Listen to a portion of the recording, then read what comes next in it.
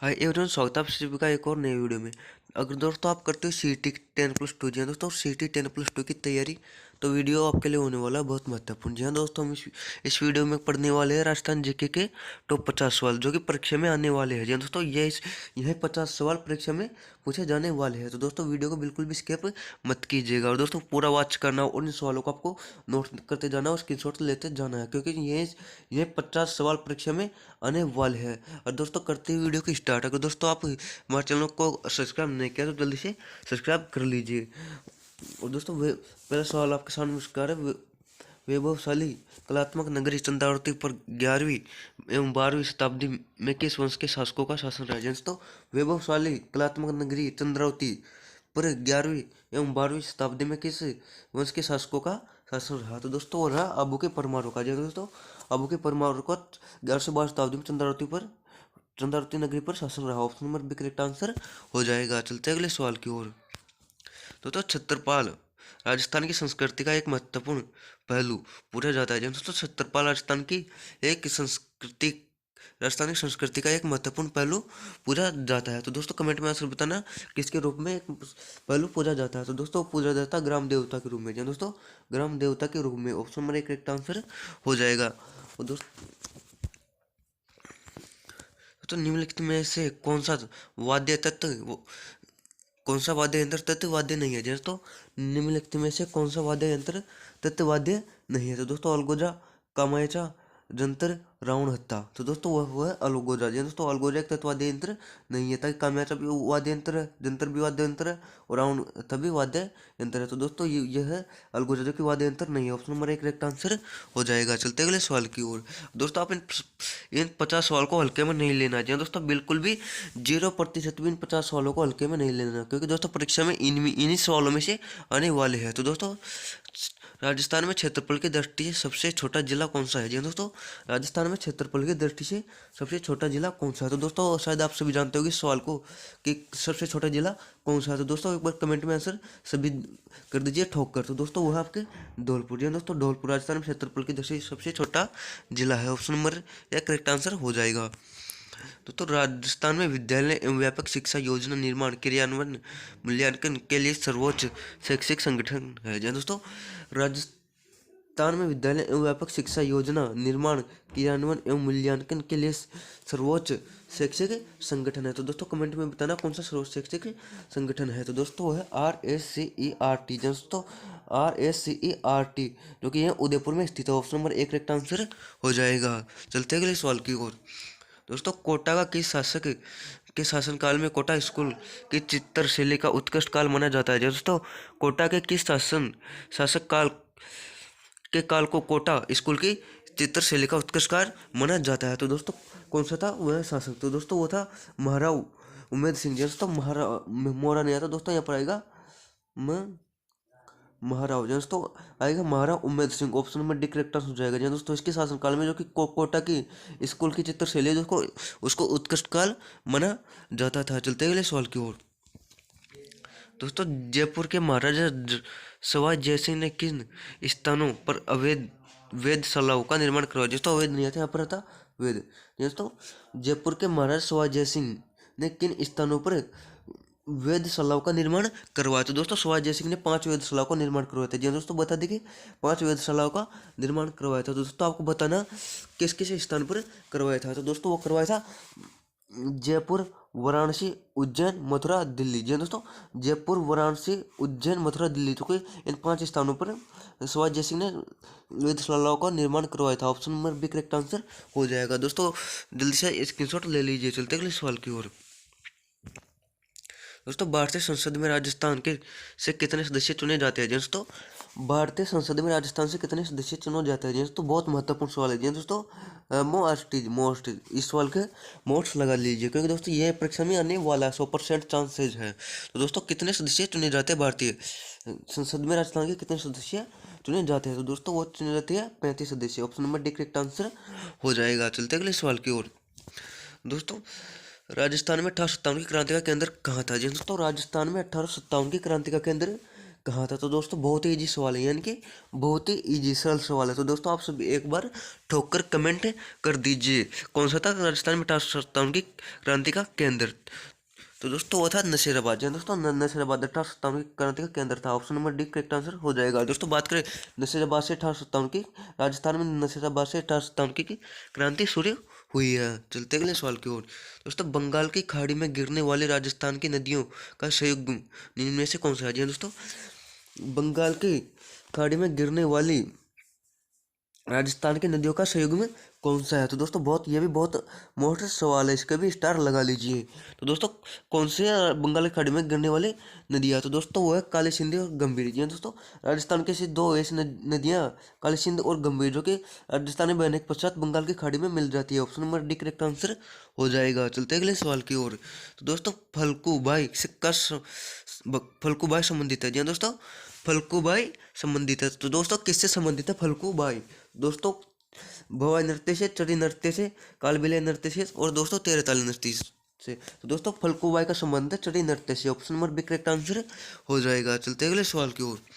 दोस्तों कीर्ति स्तंभ एवं विजय स्तंभ कहाँ स्थित है? जी हाँ दोस्तों, कीर्ति स्तंभ एवं विजय स्तंभ कहाँ पर स्थित है? तो दोस्तों वो है आपके चित्तौड़गढ़ में। ऑप्शन नंबर एक करेक्ट आंसर हो जाएगा। दोस्तों ये जो कीर्ति स्तंभ और विजय स्तंभ दोनों चित्तौड़गढ़ में यही स्थित है। चलते अगले सवाल की ओर। दोस्तों शहीद भील बालिका कालीबाई निम्न में से किस स्थान से संबंधित थी? जी हाँ दोस्तों, शहीद भील बालिका कालीबाई निम्न में से किस स्थान से संबंधित थी? तो दोस्तों किस स्थान से संबंधित थी? तो दोस्तों वो थे आपके राष्ट्रपाल। जी हाँ दोस्तों, राष्ट्रपाल से संबंधित थी। शहीद कालीबाई है जो राष्ट्रपाल स्थान से संबंधित थी। ऑप्शन नंबर एक करेक्ट आंसर हो जाएगा। चलते हैं अगले सवाल की ओर। दोस्तों अगला सवाल इस प्रकार है, राजस्थान में वर्ष 2011 की जनगणना के अनुसार 1000 पुरुषों के मुकाबले में स्त्रियों की संख्या का लिंगानुपात कितना है?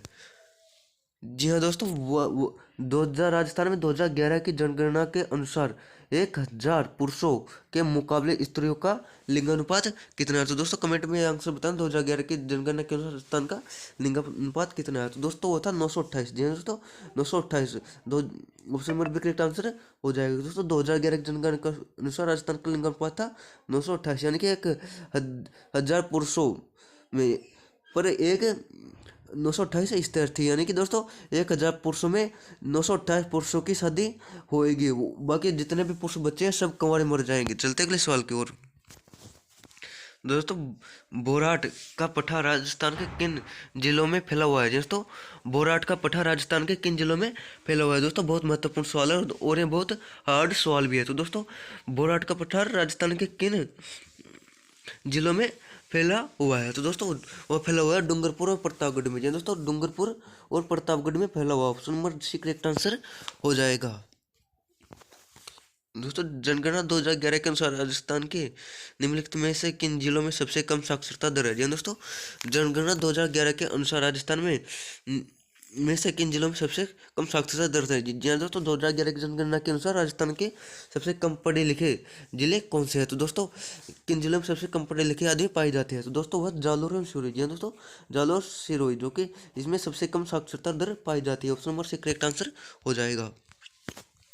दोस्तों घग्गर नदी के किनारे बसा नगर कौन सा है? जी दोस्तों, घग्गर नदी के किनारे बसा नगर कौन सा है? आपको कमेंट में आंसर बताना कौन सा है। तो दोस्तों वह हनुमानगढ़। जी दोस्तों, हनुमानगढ़ जो कि घग्गर नदी के किनारे बसा हुआ है। चलते हैं अगले सवाल की ओर।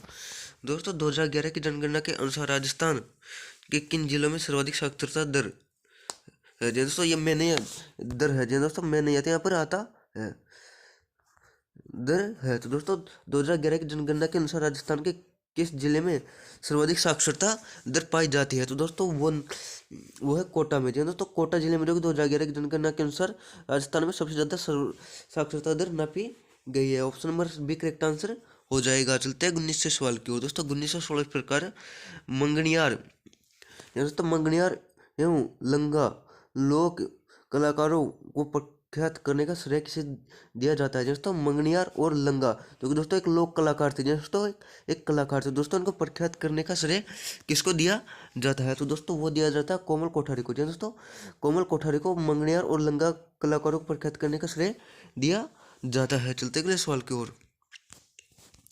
दोस्तों किस लोक देवता की पत्नी उसकी मृत्यु के बाद सती हो गई। जी दोस्तों, किस लोक देवता की पत्नी उसकी मृत्यु के बाद सती हो गई। तो दोस्तों यह था कि पहले हमारे राजस्थान में कि भारत देश में सती प्रथा चलती थी। तो दोस्तों वही सती प्रथा का ही सवाल है। तो दोस्तों किस लोक देवता की पत्नी उसके मरने के बाद सती हो गई। तो दोस्तों वो थे तेजाजी। जी हाँ दोस्तों, Tejaji option number C correct answer हो जाएगा। दोस्तों बात करें सती प्रथा कैसी है। तो दोस्तों एक पति को मरने के बाद उसके पति होता, तो दोस्तों उसके पति को भी जिंदा जला दिया जाता है, यानी पति के साथ पत्नी को भी जिंदा जला दिया जाता है। दोस्तों इसे कहते हैं सती प्रथा। तो दोस्तों तेजाजी के साथ उसकी पत्नी को भी जिंदा जला दिया गया था। Option number C correct answer हो जाएगा।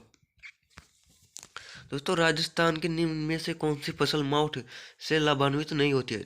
जी दोस्तों, राजस्थान की निम्न में से कौन सी फसल मावठ से लाभान्वित नहीं होती है। तो दोस्तों गेहूं, चना, सरसों, कपास। तो दोस्तों कौन सी फसल मावठ से लाभान्वित नहीं होती।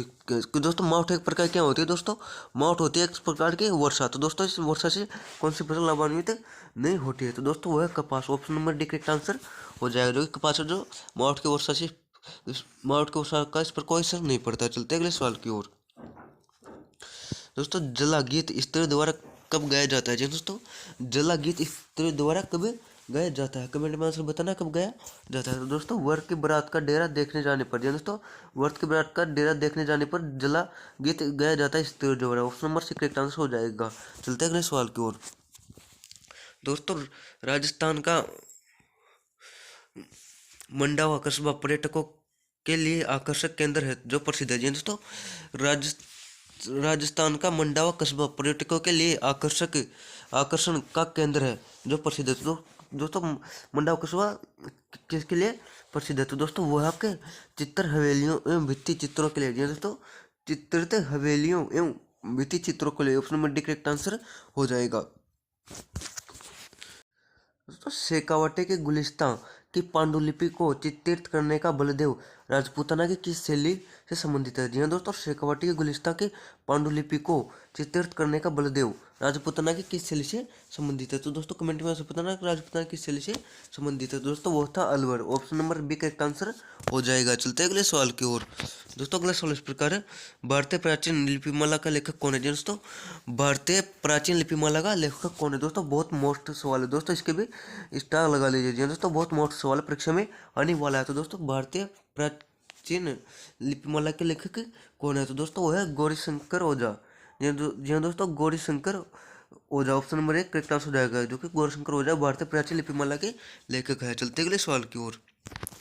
दोस्तों झामर कोटड़ा खाने प्रसिद्ध है। जी दोस्तों, झामर कोटड़ा खाने प्रसिद्ध है। तो दोस्तों किसके लिए प्रसिद्ध झामर कोटड़ा की खाने। दोस्तों वो है रॉक फॉस्फेट के लिए। दोस्तों रॉक फॉस्फेट के लिए झामर कोटड़ा की खाने प्रसिद्ध है। Option number B correct answer हो जाएगा। चलते अगले सवाल की ओर। 17वां सवाल आपके सामने प्रकार, निम्न में से कौन सा नृत्य यूनेस्को की विश्व सांस्कृतिक विरासत में लिया गया है। जी दोस्तों, निम्न में से कौन सा नृत्य यूनेस्को की विश्व सांस्कृतिक विरासत में लिया गया है। तो दोस्तों कौन सा नृत्य यूनेस्को की विश्व सांस्कृतिक विरासत में लिया गया है। कमेंट में आंसर बताना है। तो दोस्तों वो लिया गया कालबेलिया। दोस्तों कालबेलिया नृत्य को यूनेस्को के सांस्कृतिक विरासत में लिया गया है। Option number B correct answer हो जाएगा। चलते अगले सवाल की ओर।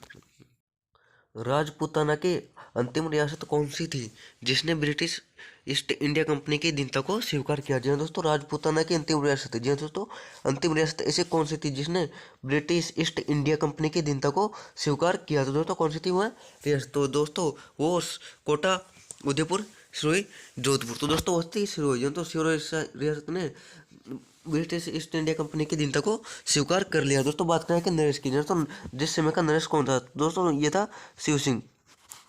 तो नरेश था जब शिव सिंह। तो दोस्तों इसने 11 सितंबर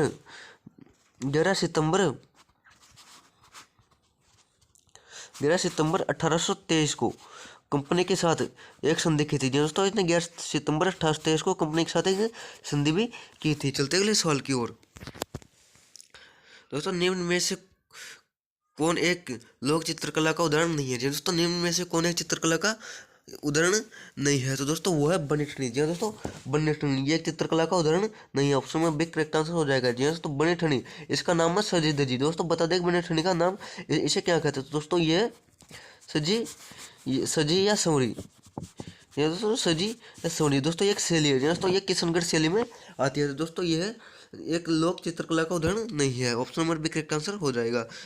बाकी फट भी लोक चित्रकला का उदाहरण है, पथवाड़ी भी लोक चित्रकला का उदाहरण है, और ये भी चित्रकला का उदाहरण है, पर ये नहीं है, तो इसलिए करेक्ट आंसर हो जाएगा ऑप्शन नंबर बी। चलते अगले सवाल की ओर।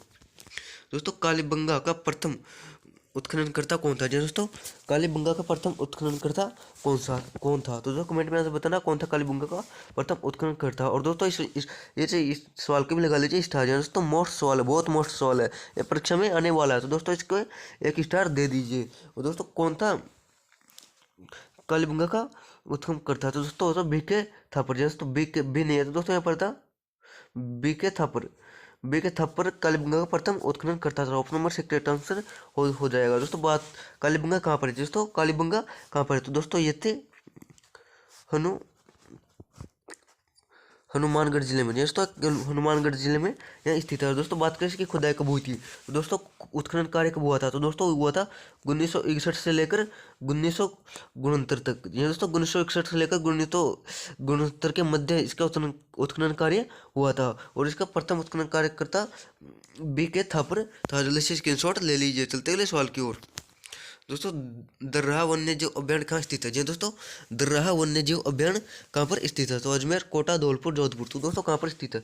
तो वह है Kota. Option number B correct answer हो जाएगा। चलते अगले सवाल की ओर। दोस्तों निम्नलिखित में से किस नृत्य के साथ झांझ नामक वाद्य यंत्र का प्रयोग किया जाता है? जी हाँ दोस्तों, निम्नलिखित में से किस नृत्य के साथ झांझ नामक वाद्य यंत्र का प्रयोग किया जाता है? तो दोस्तों कौन सा वह नृत्य है? तो दोस्तों यह कच्ची घोड़ी। ये दोस्तों कच्ची घोड़ी, जो कि कच्ची घोड़ी नृत्य के साथ झांझ नामक वाद्य यंत्र का भी प्रयोग किया जाता है। चलते हैं अगले सवाल की ओर। दोस्तों प्रसिद्ध अमर सागर जैन मंदिर राजस्थान के किस जिले में स्थित है? जी दोस्तों प्रसिद्ध अमर सागर जैन मंदिर राजस्थान के किस जिले में स्थित है?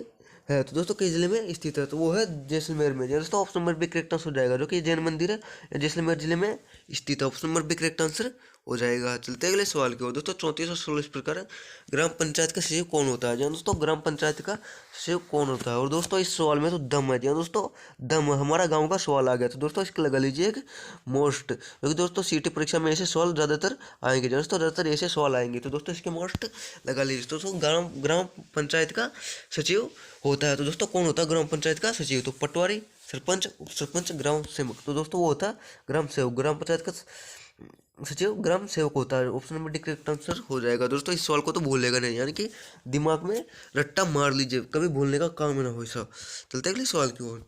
दोस्तों पश्चिम क्षेत्र सांस्कृतिक केंद्र उदयपुर के सभापति कौन है? दोस्तों पश्चिम क्षेत्र सांस्कृतिक केंद्र उदयपुर के सभापति कौन है? दोस्तों कौन है? तो वो है दोस्तों राजस्थान के राज्यपाल। दोस्तों राजस्थान के राज्यपाल। ऑप्शन नंबर एक करेक्ट आंसर हो जाएगा। चलते अगले सवाल की ओर।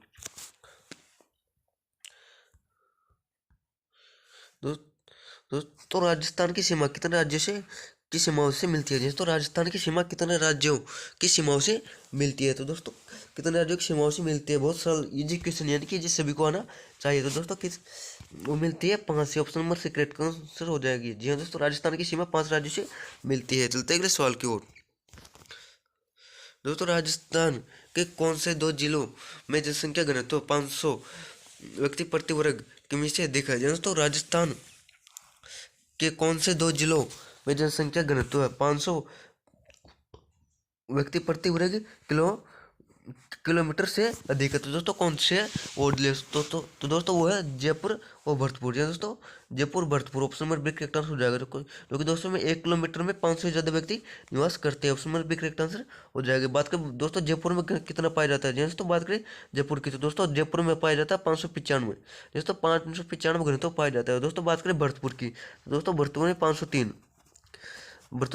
पाया जाता है। जल्दी से नोट कर लीजिए या स्क्रीनशॉट ले लीजिए फटाफट। चलते अगले सवाल की ओर। दोस्तों महाराणा कुंभा के शासनकाल में दिल्ली सल्तनत में किन राजवंशों का शासन था? जी हाँ दोस्तों, महाराणा कुंभा के शासनकाल में दिल्ली सल्तनत में किन राजवंशों का शासन था? तो दोस्तों किन राजवंशों का शासक था? तो दोस्तों वो था सैयद लोधी वंश। दोस्तों सैयद राजवंश का शासक था, जो कि दोस्तों ये लोधी वंश का था। Option number C correct answer हो जाएगा। चलते अगले सवाल की ओर।